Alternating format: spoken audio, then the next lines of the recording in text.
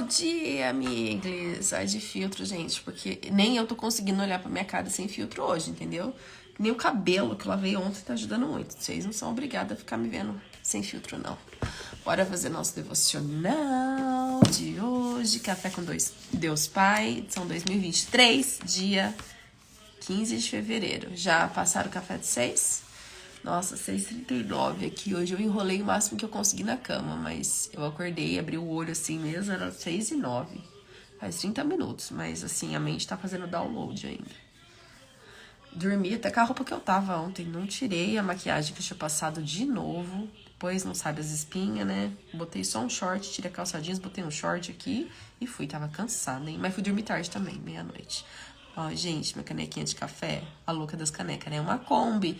Mas de acordo com a Ju, não é uma Kombi. Ela falou que aqui são 2 olhinhos, o nariz e a boquinha. Não, ou são os olhinhos aqui. Ai, não sei, nunca mais vou conseguir desver isso, Ju. Mas vamos fazer nosso devocional, né, amigos? É só nossa quebra de gelo. Tá muito quente, não gosto de café quente, queima a língua. Bora lá. 15 de fevereiro. Quem é o Senhor pra você? E vocês? Perguntou ele. Quem vocês dizem que sou? Simão Pedro respondeu, tu és o Cristo, o Filho do Deus vivo. Mateus 16, 15 e 16. Me lembrou uma música. Tu és o Cristo, Filho do Deus vivo, sobre toda a terra. Enfim, né? Não sou cantora, ainda mais 6 horas da manhã que tô rouca ainda. Vamos orar, amigos. Senhor, Deus e Pai, obrigada, Senhor, por mais uma manhã. Pai, obrigada por esse momento, Senhor, na Tua presença, na Tua palavra. Obrigada, Senhor, porque o Senhor tem usado pessoas grandemente para falar aos nossos corações. Que o Senhor tem falado conosco através de situações durante o dia, através de uma pregação enviada, através de uma palavra enviada. O Senhor tem aberto os nossos olhos. Senhor, revela-te a nós, Senhor. Nos ajuda, Senhor, a entender a Tua grandeza, Senhor, ainda que não consigamos entender 100%. Revela, Senhor, a nós, Senhor. Revela-te a nós, Senhor. Faz-nos, Senhor, conhecer a Ti, Pai. Conhecer o Senhor. Nos faz, Senhor, conhecer o Cristo, o Filho do Deus vivo. Aquele que veio para morrer pelos nossos pecados. Obrigada, Senhor, por esse versículo e nos ajuda no entendimento dessa palavra. Em nome de Jesus. Amém. Então vamos. Jesus estava com seus discípulos e questionou sobre como eles o enxergavam. Afinal, eles já caminhavam durante certo tempo com o Senhor. Nos 3 anos que Jesus esteve com eles, em várias situações, Jesus os advertiu sobre a fé. Os próprios discípulos questionavam quem era Jesus. Nesse dia, Pedro respondeu sem escorregar nas palavras. Sempre impetuoso e afoito, não permitiu que alguém avançasse à sua frente. Deus para mim é todo-poderoso, Criador de tudo. Nele há todo poder, soberania e majestade, vida e esperança. Certamente há muito mais palavras com as quais eu possa descrevê-lo. Agora, como você descreveria Jesus? Quais palavras você usaria para expressar quem é o Senhor? Perceba que o Senhor se revela aos seus filhos conforme nós os buscamos. Talvez a forma pela qual você o veja seja diferente da minha. Acredite, é natural, teremos olhares diferentes. No entanto, uma coisa que não pode mudar é quanto ao Senhor ser o nosso Pai. A sua caminhada na terra só tem razão quando o seu olhar se volta primeiramente para Deus e para quem você é com base nessa certeza. Antes de conhecê-lo, a minha vida era uma. Depois que eu o recebi como Salvador, o meu olhar mudou, a minha esperança renasceu e a minha fé se tornou ativa. Bom dia, amiga. Deus sabe exatamente o que está no seu coração. Olha, pastora Márcia tá aqui. Pastora Márcia, esse devocional tem muito a ver com uma conversa que a gente teve lá atrás, eu no banheiro da academia e a senhora orando por mim.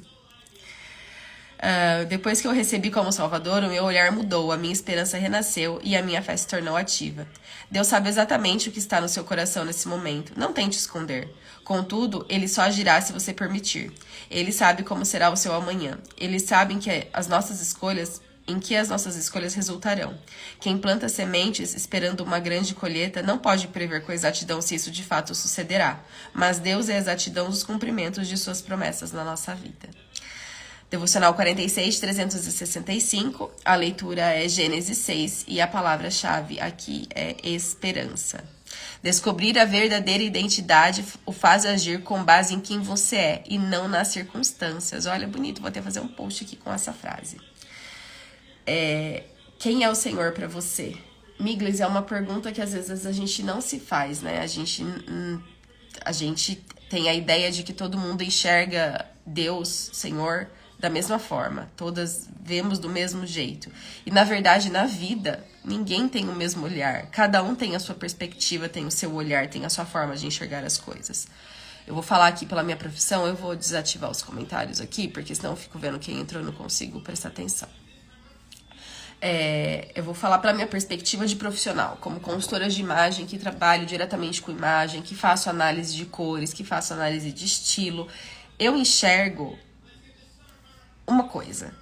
E eu costumo falar isso quando as meninas chegam pra mim e falam assim, mas a consultora me deu uma cartela X, eu não acho que eu sou essa cartela X. Aí ela faz o teste comigo e eu falo assim, olha, realmente, eu acho que essa cartela aqui faz mais sentido pra você. E aí ela fala assim, nossa, realmente, eu acho que faz mais sentido. Mas eu sempre explico pra ela, não significa que eu estou certa e a outra consultora tá errada, ou que a outra consultora tá errada e que eu tô certa.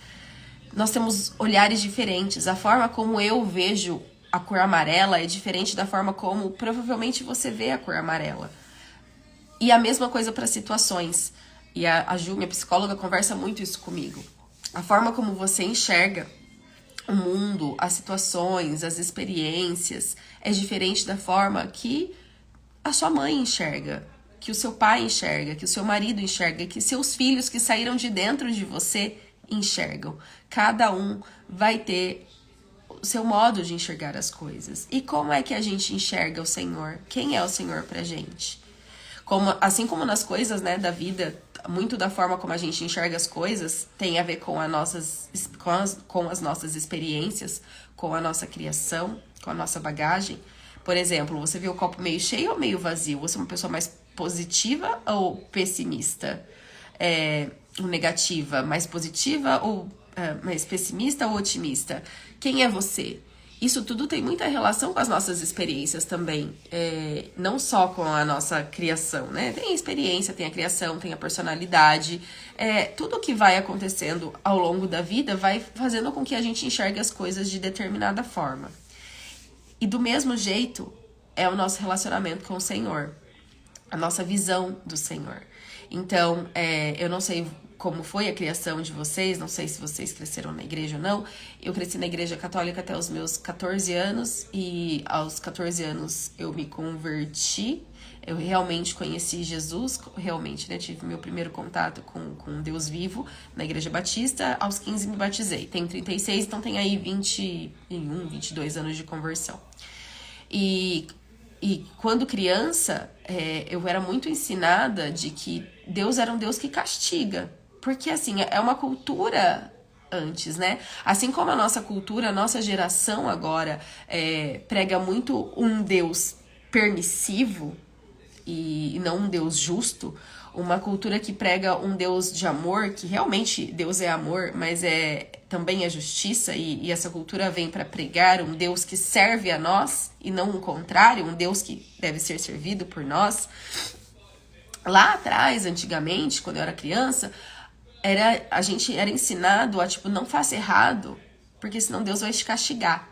Não faça errado, porque o castigo vem. É aquele negócio do tudo que você faz volta pra você. É Deus. Quando você tava na igreja, né? Você tava sendo criada pelos princípios da igreja. Assim, Deus vai te castigar. Você fez algo errado, Deus vai te castigar. Nossa, gente, tô falando tudo errado, né? Deus vai te castigar.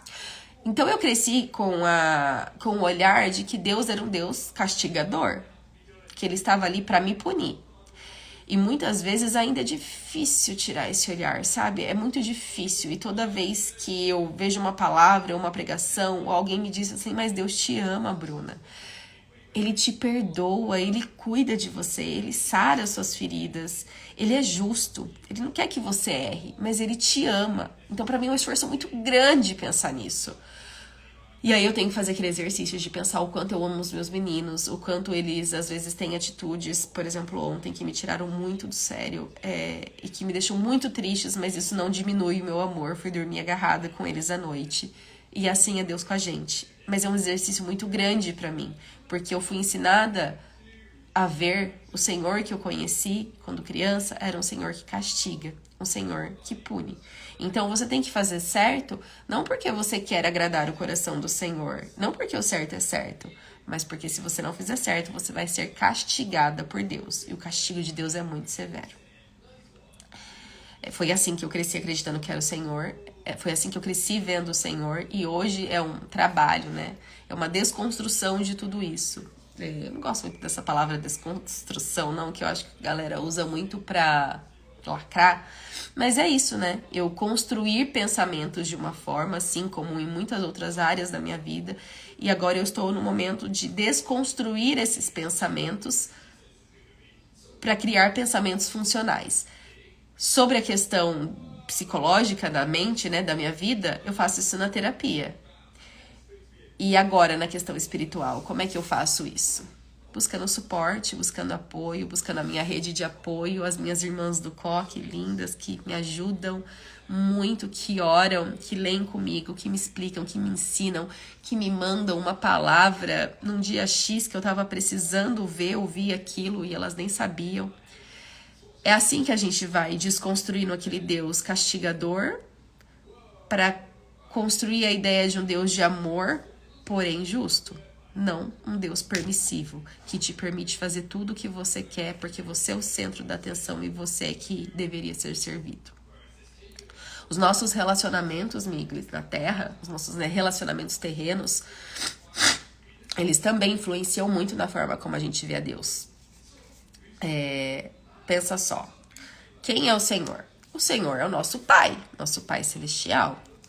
O nosso relacionamento com os nossos pais biológicos, pais terrenos, ou pais de coração adotivos, enfim, com os nossos pais, pai e mãe, também influencia em como a gente vê o Senhor. Porque pai e mãe deveria, né, deve ser pelo menos a referência de amor, a referência de quem a gente olha, a referência de para quem a gente corre. E eu sempre pensei isso, se tudo der errado, eu corro para minha mãe. Se fizer uma cagada muito grande, eu corro pra minha mãe, eu tenho certeza que ela não vai me abandonar. É assim com Deus. Só que quando a gente não tem essa figura do pra quem eu corro, pra quem eu peço ajuda, quem vai me amar, independente de qualquer coisa, quando eu não tenho isso na nossa figura paterna, materna, terrestre, muitas vezes isso afeta o nosso relacionamento com Deus. E foi isso que a pastora conversou comigo. Quando eu perdi o primeiro, o segundo bebê, que foi em 2020. Então, 3 anos. Então, muitas vezes a forma como a gente se relaciona com o nosso pai, com a nossa mãe, impacta diretamente em como a gente enxerga o Senhor. Porque se você não tem um relacionamento bom com o seu pai terreno ou com sua mãe, às vezes é com o pai, às vezes é com a mãe, não é um relacionamento de proximidade, não é um relacionamento de segurança, não é um relacionamento de amor, isso impede muitas vezes que você enxergue o Senhor como um pai amoroso, como um pai que cuida, como um pai que vai estar ali pra você, independente do que você fizer. Porque não é sobre você, é sobre ele, lembra? Não é sobre os nossos filhos, é sobre nós. A gente ama os nossos filhos porque a gente ama, porque eles são nossos filhos. E a mesma coisa Deus. É sobre ele, não é sobre nós. E ele vai estar lá. Mesmo que você tenha feito tudo errado. Mesmo que você tenha consequências dos erros que você cometeu, consciente ou inconscientemente. Ele vai estar lá. E a gente precisa desconstruir a forma errada como a gente viu o Senhor durante toda a nossa vida. Para conhecer o verdadeiro Senhor, para conhecer o verdadeiro Deus, para conhecer o verdadeiro Pai. É isso, Miglis. É isso, Deus falou muito no meu coração hoje de manhã.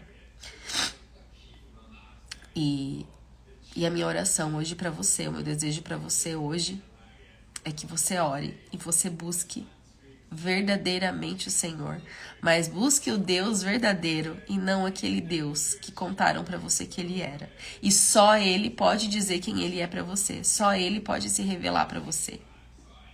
Só ele pode te fazer enxergar quem ele realmente é. Só ele pode desconstruir as crenças erradas que você teve uma vida toda por conta do seu relacionamento com seu pai, por conta do relacionamento com a sua mãe, por conta das coisas que te fizeram acreditar, por causa da sua experiência, por causa da sua criação, por causa da religião. É só o Senhor que tem esse poder de se revelar a você como ele realmente é. Que essa seja a sua oração, porque essa é a minha. Se pergunte, quem é o Senhor para você? Como é que você vê Deus? Qual é a sua relação com ele? É uma relação de amor, de proteção, de confiança? Ou é uma relação de medo? Medo de ser castigada? Uma relação de submissão não por amor, mas por medo? Se pergunta, se responde e peça para que o Senhor se revele para você como ele realmente é. Quem ele realmente é. Deixe o Senhor se revelar ao seu coração. Amém? Vamos orar. Senhor Deus, que devocional poderoso, que palavra poderosa o Senhor derramou sobre nós essa manhã. Senhor, que o Senhor nos ajude, Senhor, a enxergar quem o Senhor realmente é. Se mostra, Senhor, a nós. Mostra, Senhor, a tua face. Mostra, Senhor, quem o Senhor realmente é nas nossas vidas. Quebra, Senhor, todas as crenças erradas que tivemos em relação a Ti durante todos esses anos e que nos impediram de viver o Teu amor e a Tua graça sobre nós.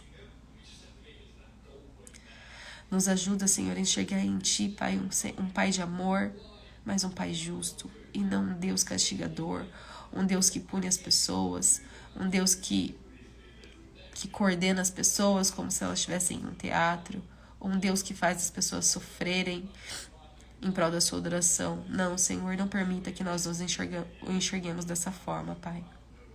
Que a gente te enxergue como nosso Senhor, como nosso Salvador, como um Pai amoroso, assim como nós tentamos ser para os nossos filhos. Se mostra, Senhor, a nós, revela-te, Deus, ao nosso coração. Obrigada, Senhor, por essa palavra, Deus, e que ela possa chegar aos corações das pessoas que necessitam ouvir isso. Obrigada, Pai, por esse momento com o Senhor. Obrigada mais uma vez pela Tua palavra. E obrigada, Senhor, porque mais uma vez o Senhor me colocou aqui para ler e falar sobre aquilo que o Senhor colocou no meu coração. Não por mim, mas pelo Senhor. Em nome de Jesus. Amém.